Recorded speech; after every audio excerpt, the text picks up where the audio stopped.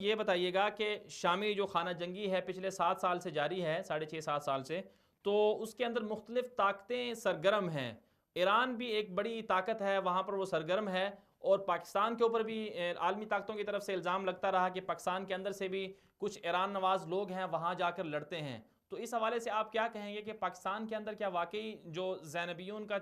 نام کے جو گروہ تھے، لشکر تھے، وہ جاتے رہے ہیں؟ اب ان کی کیا صورتحال ہے؟ جی محترمہ، اصل میں شام کی صورتحال میں کافی پہلے سے پاکستان سے جو گروپس ہیں یہ یہاں سے انوالوڈ ہیں، لوگ جو یہاں سے ہائر کرتے ہیں اور لے جاتے ہیں۔ لیکن اس سے بھی زیادہ ہمیں اگر تھوڑا سا ماضی میں ہم چلے جائیں تو یہ دیکھیے کہ صرف شام میں ہی نہیں بلکہ اس سے پہلے بھی دوسرے ممالک میں لوگ جاتے رہے ہیں پاکستان سے، اور یہی وہ وجہ ہے کہ جس کی وجہ سے آج آپ دیکھیے کہ انٹرنیشنل لیول پہ پاکستان کی کوئی اتنی اچھی، جسے آپ کہہ دیجیے کہ کوئی کریڈیبل صورتحال میں نہیں ہے پاکستان۔ تو مطلب ہر ملک کی پاکستان کے بارے میں یہ بات کرنے لگ جاتا ہے کہ جی یہ دہشت گرد ایکسپورٹ کرتے رہے ہیں۔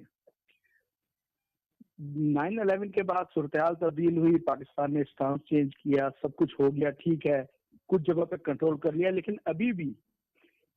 وہ ریکروٹنگ وہ جو اس سائڈ پہ ہوتی تھی افغانستان والی سائڈ پہ، وہ کسی حد تک کنٹرول ہو گئی ہے، کشمیر والی سائڈ پہ کسی حد تک کنٹرول ہو گئی ہے،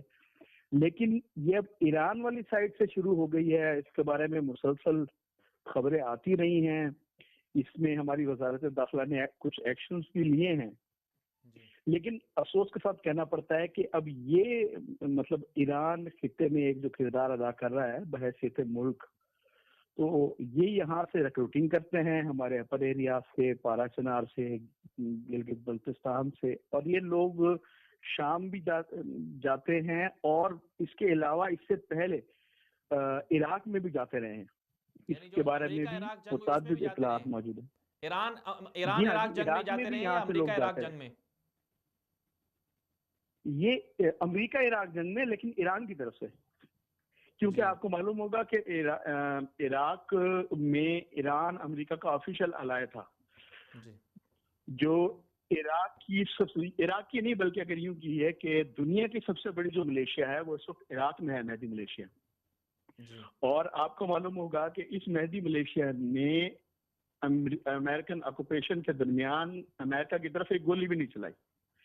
یہ مہدی ملیشیا مسلسل بیٹھی رہی اور یہ ایک پراکسی کے طور پر استعمال ہوتی رہی،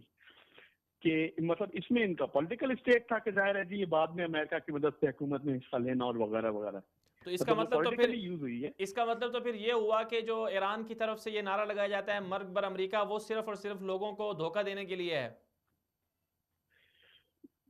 دیکھیں جی، اب میں اس سلسلے میں حالات سامنے رکھ سکتا ہوں، آپ کے حالات یہ بتا رہے ہیں کہ امریکہ کا آفیشیل الائی تھا عراق میں ایران۔ اچھا، شام میں آپ دیکھ لیجئے کہ شام میں بھی مسلسل وہی کام کر رہا ہے ایران، جو کہ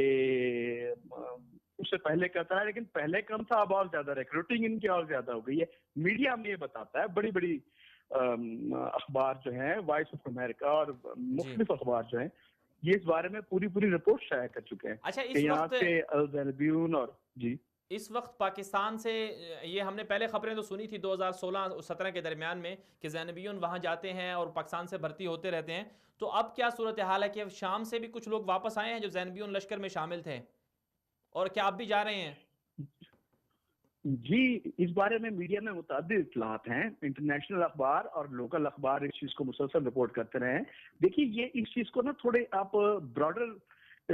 اسکیل پہ آپ دیکھیے تھوڑا، تو ایران اس خطے میں جو رول ادا کر رہا ہے، یہ مطلب شاید مطلب اور بھی ممالک ادا کرتے ہوں گے، ہر جی ملک یہ چاہتا ہے کہ جی میرے ارد گرد جو ممالک ہے یہاں پہ میرا ہولڈ ہو، جی تو شاید ایران بھی اس طرح سے مطلب یہی اس کی بھی وہی سوچ ہوگی۔ اس نے عراق میں بھی وہی ایک کردار ادا کیا، عراقی گورنمنٹ میں اسٹیک لیا، اس نے یمن میں یہی کردار ادا کر رہا ہے، یمن میں اپنا اسٹیک بنانا چاہتا ہے اس کی من پسند گورنمنٹ جو ہے وہاں پہ پھلے پھولے، یہ یہی کردار شام میں ادا کر رہا ہے۔ کہ شام میں اپنے من پسند لوگوں کو بشار الاسد کو سپورٹ کر کے، یعنی کہ یہ شام میں ایک آپ یہ سمجھیے کہ اسٹریٹجک ڈیپتھ اپنی رکھنا چاہتا ہے. تو پاکستان تو یہ تو مسلسل ہو رہا ہے. گرد بھی تو خطرات آ سکتے ہیں نا ایران کے، کیونکہ اب ایران جو ہے جیسے آپ نے گنوایا کہ چند ایک ملکوں میں ہے، تو افغانستان میں اب پاکستان کے سر کے اوپر آگے بیٹھ گیا ہے، تو دونوں طرف سے پاکستان کی سرحد کو قابو کرنا چاہتا ہے. تو اس حوالے سے کیا کہیں گے آپ؟ جی، واشنگٹن پوسٹ نے اس بارے میں آپ دیکھیے کہ امریکہ بہرحال ایک سپر پاور ہے، آپ اس کا نقطہ نظر دیکھیے تو وہ تو مطلب ایک جسے کہہ سکتے ہیں بے رحم اوپینین دیتے ہیں، اور دینا چاہیے ایسے موقع پہ بے رحم اوپینین. وہ بے رحم اوپینین انہوں نے، آپ وہ پڑھیے تو اس میں انہوں نے کہا ہے کہ پاکستان نہ صرف پہلے دہشت گرد ایکسپورٹ کرا تھا بلکہ اب بھی کر رہا ہے. انہیں اس سے غرض نہیں ہے کہ وہ دہشت گرد مطلب سنی ہے، وہ دہشت گرد شیعہ ہیں، وہ دہشت گرد افغانستان جا رہے ہیں، یا وہ دہشت گرد، انہیں یہ پتا ہے کہ پاکستان سے لوگ باہر ایکسپورٹ ہو رہے ہیں اور باہر جا کے کر رہے ہیں. اور پلس وہ یہ لکھتا ہے کہ جب یہ لوگ باہر جا کے ایسے حالات میں جا کے جنگیں لڑتے ہیں اور وہاں پہ جو ہے مطلب یہ سارا اسلحہ اور جنگی اس میں ٹرین ہو جاتے ہیں، تو یہ پاکستان اور ایران کے فیوچر کے لیے یہ ایک ایسا ایسڈ بن جاتے ہیں کہ اگر یہ لوگ یہ ملک اسے استعمال کرنا چاہیں تو اسے بہت نیگیٹو انداز میں اسے استعمال کر سکتے ہیں. مطلب وہ لوگ ظاہر ہے وہ لوگ بھی سمجھتے ہیں کہ یہاں سے ہزاروں لوگ جاتے ہیں، اب ہزاروں میں سے ظاہر ہے کچھ 100 مر جائیں گے، کچھ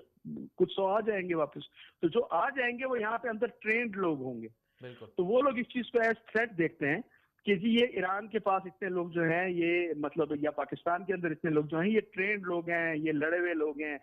تو اس چیز کو دہشت گردی بھی پاکستان میں بڑھ سکتی ہے. بالکل آپ نے ٹھیک کہا. بختیار صاحب آپ کا بہت بہت شکریہ، آپ نے ہمیں وقت دیا.